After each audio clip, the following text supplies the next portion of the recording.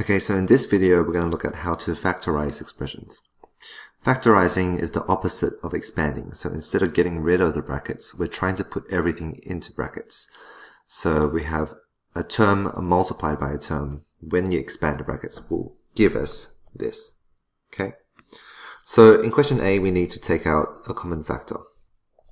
Because this term and this term both have a common factor of minus 3, because the first term is negative, I'm going to take out a negative number.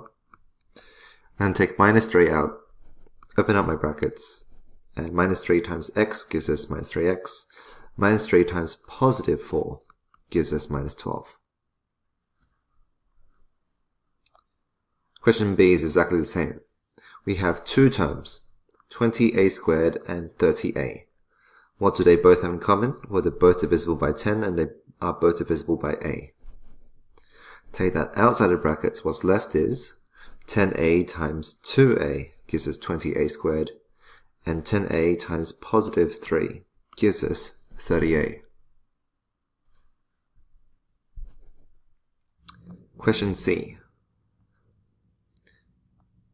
Question C is similar to A and B, where we need to take out a common factor. We notice that in the first term, it has x plus 1, and the second term also has x plus 1. So we're going to bring that out to the front, bring out the common factor of x plus 1, and what's left over is 2 minus a. Well, we factorized it. Question D is similar to C, except that b minus 2 is different from 2 minus b. So we need to swap one of them. Let's swap the second one. If we want to make this become b minus 2, then we need to change this sign, the sign that's outside of those brackets. So we're going to rewrite this question as 3 bracket b minus 2 minus a bracket b minus 2. And now we notice that they both have b minus 2, which means we can take out the common factor of b minus 2. And what's left over is 3 minus a.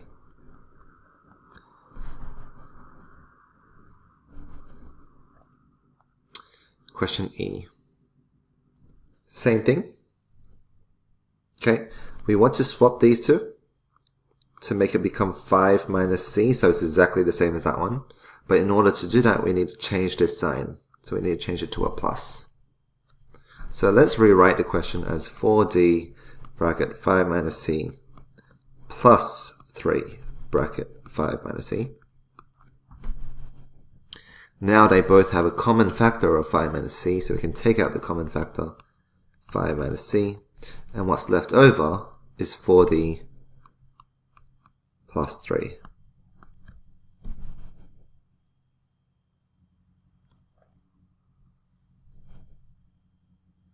Question F, x squared minus 16. There's only two terms, but there is no common factor we can take out. So we need to ask ourselves, is it a difference of two squares? Is it a difference of two squares? In this case, it is a difference because it's a minus, and the first term is a square, the second term is a square. So when we have a difference of two squares, we set up our brackets. We square root the first term. The square root of x squared is x.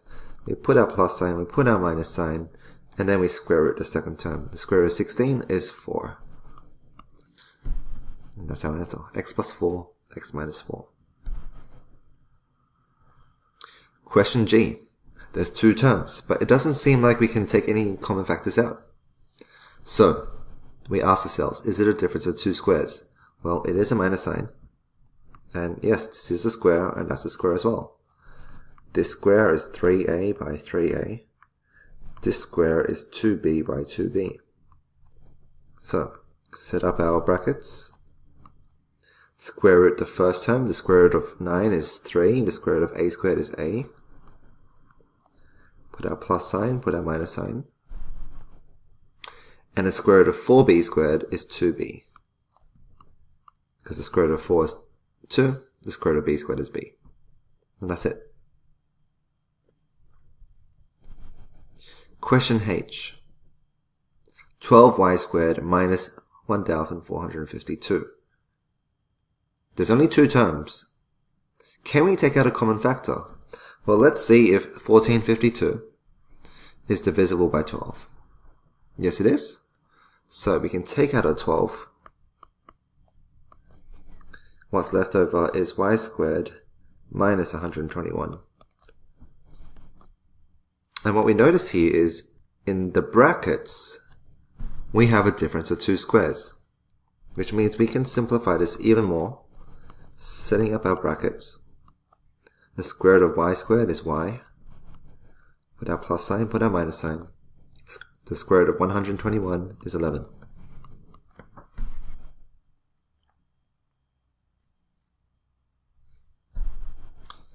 Question I. We have k minus 5 all squared plus 2f times k minus 5. So let me just rewrite this as k minus 5 times k minus 5. Remember, we want to factorize, so don't expand this. Plus 2f times k minus 5. They both have a k minus 5. So let's bring that out to the front. And what's left over is k minus 5 plus 2f. K minus 5 plus 2f. And that's it. Because we can't simplify this, we can't collect any like terms in this brackets, that's our final answer. Question J. Let's rewrite the question. 3 times m plus 2 minus m plus 2 times m plus 2. Remember, do not expand. You're doing yourself a disservice. We notice that they both have m plus 2. The common factor of m plus 2, so we're going to bring that out to the front. M plus 2. And what's left over is 3 minus m plus 2. 3 minus, except we need to subtract two things. So we need to put that in brackets, because it's going to affect the signs. This gives us m plus 2 times 3 minus m minus 2. Remember, just imagine that there's an imaginary 1 out here. Minus 1 times m is minus m. Minus 1 times positive 2 is negative 2. We notice here that we have like terms. 3 minus 2 is 1. So we can simplify this to m plus 2 times 1 minus m.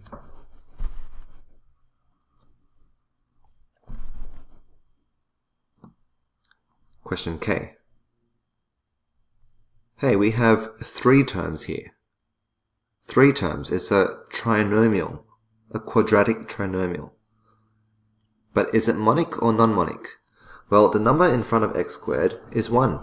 Okay, there's an imaginary 1 out there, so it's monic. Monic quadratic trinomial. Trinomial because there are 3 terms. Okay, x squared, 3x, and 2. Okay, 3 terms. So because it's monic, we do our cross-cross xx, and we think of 2 numbers that multiply to positive 2, but they add to positive 3. 2 numbers that multiply to positive 2, but add to positive 3 are 2 and 1. Therefore, to factorize x squared plus 3x plus 2, it gives us x plus 2, x plus 1. Read it across. X plus 2 and x plus 1. It's plus because 2 and 1 are both positive.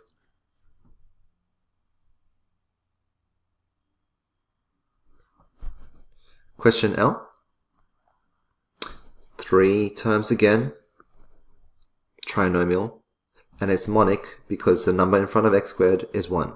The coefficient of x squared is 1. So, cross, xx. Now this positive sign here, because we're trying to think of two numbers that multiply to positive 10 but add to negative 7. That positive sign tells us that both numbers are positive or both of them are negative. Because of this minus 7, this minus here, that tells us that both of them are negative.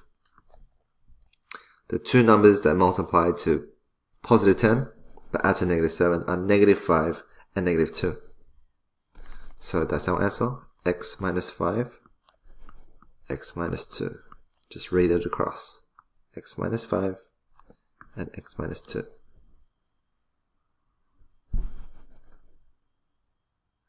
Question M. Same thing. It's a monic quadratic trinomial. So we do our cross, xx. Two numbers that multiply to negative 8 but add to positive 2. Well, because they multiply to a negative number, one of them has to be negative. The other one has to be positive. Because this number here, this sign is positive, the larger number in magnitude, the bigger number is positive. So the two numbers are 4 and 2, negative 4 and 2. So our answer is x minus 4, x plus 2. Read it across, x minus 4 and x plus 2. Same thing with n. Another monic quadratic trinomial.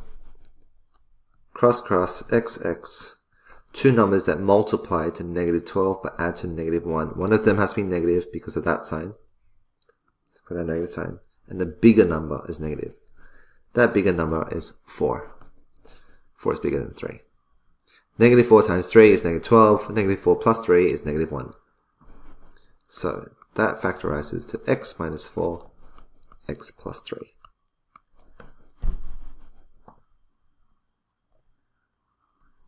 Question O. There are three terms again. Is it monic or non-monic? Well, before we ask ourselves that, it looks like it's not monic. But if we have a look, all three terms are divisible by 2. So what we're going to do is we're going to factorize out a 2 first.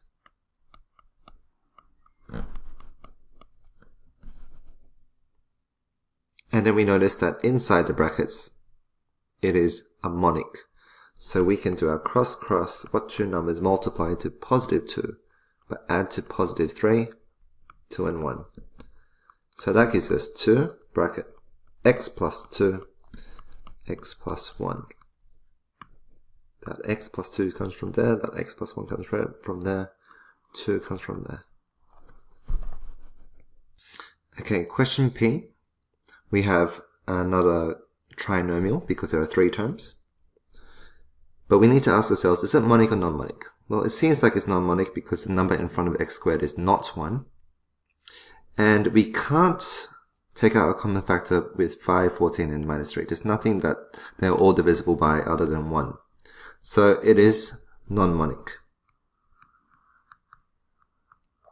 So what I'm going to do is I'm going to do 5 times minus 3 to give us minus 15. And we need to work out two numbers that multiply to negative 15 but add to positive 14. Those two numbers are 15 and minus 1. 15 times minus 1 is minus 15.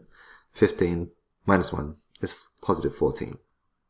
So I'm going to split this 14x into 15x and minus 1x. I'm going to bring down my 5x squared, bring down my minus 3, group in pairs, take out my common factor. What's left over is x plus 3, put my minus sign because of that minus sign. Open my brackets, x plus 3, because negative times positive is negative. Take out my common factor of x plus 3, and what's left over is 5x minus 1. And that's it for this video.